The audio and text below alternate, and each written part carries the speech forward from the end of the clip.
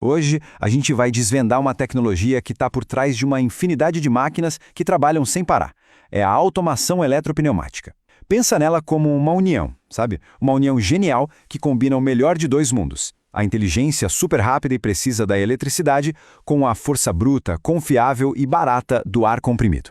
É uma boa pergunta, né? Se a gente para pensar numa fábrica, numa linha de montagem, em qualquer lugar onde tem aqueles trabalhos metódicos, cíclicos, sendo executados sem parar, como é que isso é possível? A resposta está num sistema projetado de uma forma brilhante.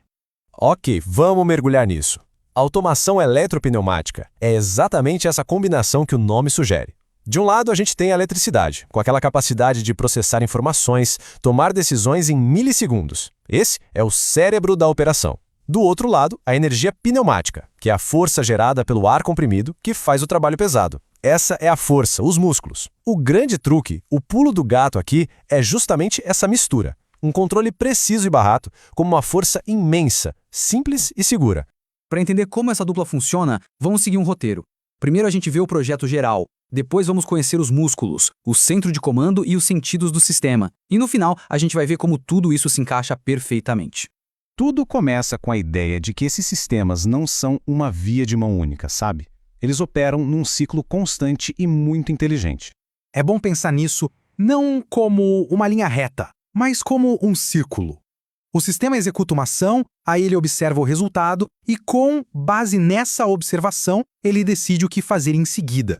É um processo dinâmico, uma espécie de conversa constante entre todas as partes do sistema. E esse ciclo todo pode ser quebrado em 4 estágios bem claros. Primeiro, o sistema usa seus sentidos para captar alguma informação do ambiente. Segundo, o cérebro processa esse sinal. Terceiro, o sistema nervoso envia uma ordem. E quarto, os músculos executam a tarefa. Sinal, controle, comando e trabalho. Esse é o ritmo da automação. Vamos começar pela parte que literalmente bota a mão na massa. Os componentes que transformam um comando em uma ação física, real. Esses são os atuadores pneumáticos. Pense neles como os músculos do sistema. Quando o ar comprimido entra neles, eles se movem. E com esse movimento, eles empurram uma peça, fecham uma garra, giram uma ferramenta. São eles os responsáveis por transformar a energia do ar em movimento útil. Agora, o interessante aqui é a diferença fundamental entre os dois. O cilindro de simples ação, ele é tipo um soco. A força do ar empurra ele para frente, mas para voltar ele precisa de uma mola ou alguma outra força. Já o de dupla ação, ele é mais versátil. O ar comprimido tanto empurra ele para frente quanto puxa ele para trás. Isso dá um controle muito, mas muito maior sobre o movimento. Certo, então temos os músculos, mas eles precisam de ordens.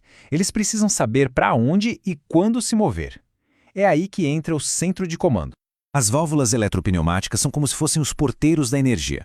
Elas ficam ali entre a fonte de ar comprimido e os atuadores. Quando recebem um sinal elétrico do cérebro, elas abrem ou fecham, direcionando o fluxo de ar para o lugar certo na hora certa. E para a gente conseguir entender as válvulas, existe uma linguagem universal como essa da tabela. A letra P sempre vai ser a pressão, ou seja, por onde o ar entra. As letras A e B são as saídas de utilização, aquelas que se conectam no atuador. E R ou S são os escapes, por onde o ar que já foi usado é liberado. É um mapa bem claro que mostra exatamente o fluxo da energia. Então, o ponto crucial é, o que faz a válvula se mexer? É o solenoide, um pequeno eletroímã. Quando uma corrente elétrica passa por ele, ele cria um campo magnético que empurra ou puxa um pino dentro da válvula, mudando a direção do ar. É a ponte perfeita entre o mundo elétrico e o mundo pneumático.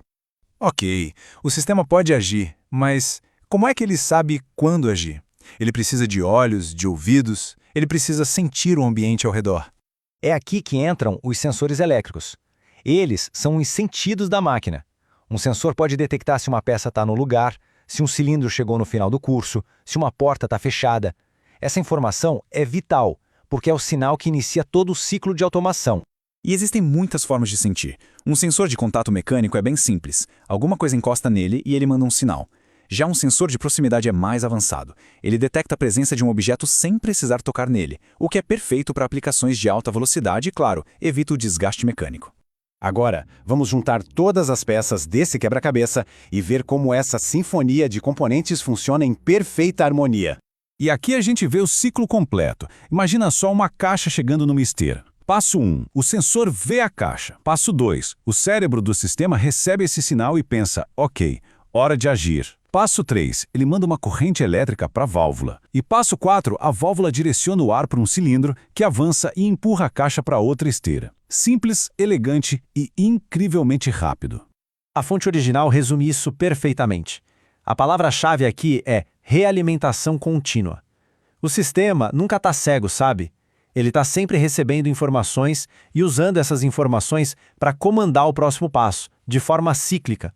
É isso que define um processo que é de fato automatizado. Então, da próxima vez que um braço robótico for visto em ação ou uma máquina de embalagem funcionando a toda velocidade, vale lembrar desse ciclo: sentir, controlar, comandar e trabalhar. E lembrar por que ele é tão eficaz. Ele une a inteligência flexível da eletrônica com a força confiável e barata do ar comprimido. É essa combinação genial que impulsiona o nosso mundo moderno. E a pergunta que fica no ar é, agora que conhecemos os princípios, onde mais essa combinação de cérebro elétrico e músculos pneumáticos pode ser encontrada?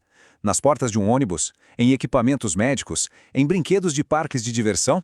A resposta é que ela está em muito mais lugares do que a gente imagina.